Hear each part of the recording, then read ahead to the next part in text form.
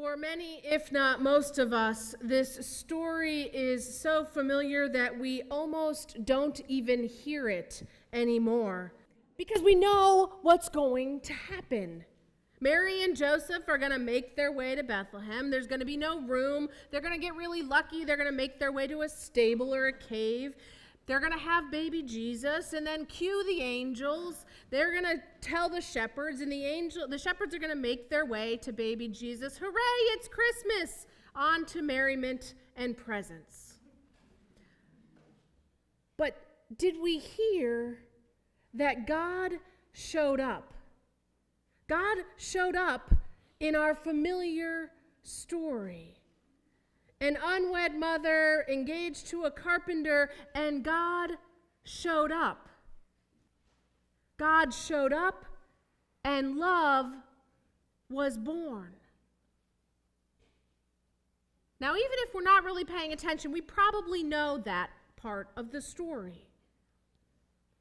But do we really, really know that God keeps showing up? Consider this story from Peter Marty as he tells it in the Christian Century magazine. He had a church in Kansas City that had a giant life-size creche, a nativity scene that was in their front yard. And baby Jesus, year after year, would go missing.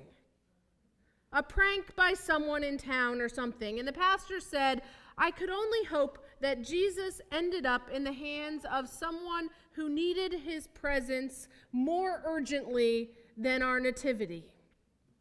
Now, after years of this, the pastor Peter took to checking in on baby Jesus every night. And so this one year, in 1992, he was out there checking in to make sure baby Jesus was still there, and he noticed a gift laying beside baby Jesus. And it had a little card that said, "Happy birthday, Jesus." And inside of it said, "Dear Jesus, happy birthday. Here's some small change, 33 cents to be exact, for you to feed someone who is hungry. I give myself to be kind to others as you were kind to other people on earth. Love, Maria."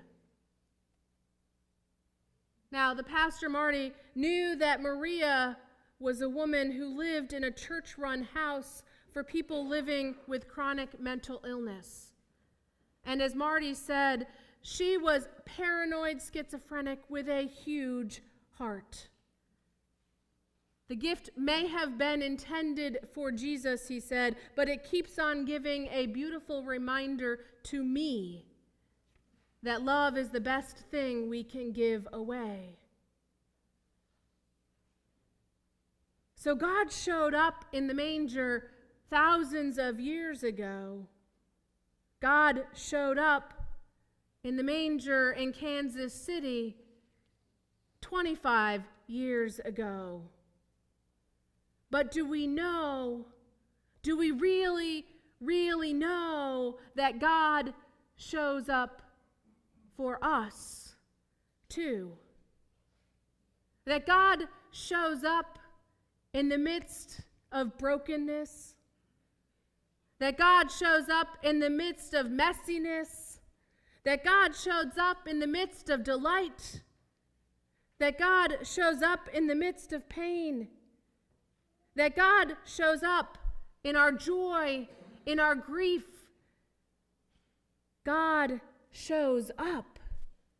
Love is born on nights such as these to people such as us. And so when we hear the familiar story, love is born anew in us. When we sing the familiar carols, God's love can be known to us. In a few moments when we light our candles, God's love and light spreads throughout our hearts and beyond out into our world. This same old story, the one that we read and hear year after year, reminds us that God shows up. That God shows up when we least expect it, to those seemingly least qualified, those seemingly least prepared. God shows up. Thanks be to God. Amen.